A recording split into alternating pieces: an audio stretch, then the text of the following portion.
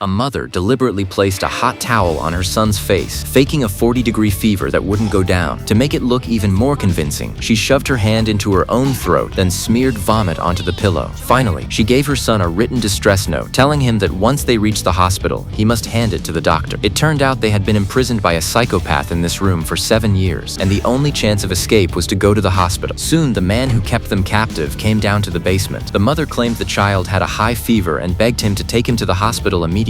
But the man seemed to sense something was wrong. This plan failed again, but Jessie did not give up on escaping. Every morning, she stood with her son under the skylight and shouted, trying to get the attention of people outside. However, in this small, airtight basement, no sound could ever reach the outside world. In order to raise her son properly, Jessie taught him to write, brush his teeth, and exercise every day. She never told him about the outside world, believing that one day they would find a way out. But that day, the small basement suddenly lost power. Since it was freezing dozens of degrees below zero outside, the mother and son had to wear all their clothes just to stay warm. This broke Jessie down, and she finally began telling her son about the outside world, saying that everything on TV was real, and that outside there were flowers, grass, cats, and dogs, far more wonderful than here. To escape, Jessie came up with another plan: make her son pretend to be dead. She repeatedly taught him how to roll in a carpet, and then how to crawl out of it. Although the boy did not understand why, they had no choice, because they had already been trapped for 7 years and could not continue living in this tiny basement. When the door to the basement opened again, the mother immediately realized the captor had returned. She quickly wrapped her son inside the carpet and told him not to make a sound. She then pretended to cry, claiming the child had died from malnutrition. The man did not believe her at first and reached out to check, but the woman loudly stopped him. Seeing the woman crying uncontrollably, the man said he would take the child out to bury him. The woman insisted he bury him in a proper place and not in the yard, so the child would not be scared at night. The man believed the child was truly dead, rolled up the carpet containing the boy, and put it into the car, planning to drive him into the deep mountains for burial. Meanwhile, the boy inside the carpet was recalling everything his mother had told him. He slowly unrolled the carpet using the method his mother had taught him. When he saw the endless sky for the first time, he was completely shocked. This was the first time in his life he had ever seen the outside world. Amazed by the fresh air and beauty, he stood frozen in the back of the car, forgetting he was supposed to escape. At that moment, the car turned, and the man suddenly noticed the boy crawling out of the back. Furious, he immediately stopped the car and tried to catch him. The boy panicked, jumped out of the vehicle, and ran toward a crowd, deliberately bumping into a man walking a dog. The man wanted to confront the driver, but the captor grabbed the boy and tried to flee. Seeing the boys screaming for help, the dog owner chased after them. With no choice, the captor abandoned the boy in a field and fled. The kind passerby noticed the distress note in the boy's hand and immediately called the police. Soon, the boy was taken into a police car. Officers asked where his family was, but he didn't know where his mother was being held. When asked what the room looked like, his description helped police narrow the location to several nearby guest houses. When the boy saw the surrounding buildings, something suddenly triggered his memory, and he said his mother was trapped in that alley. Finally, after a police search, they found her running toward him in the darkness. After 7 years of captivity, mother and son were finally free.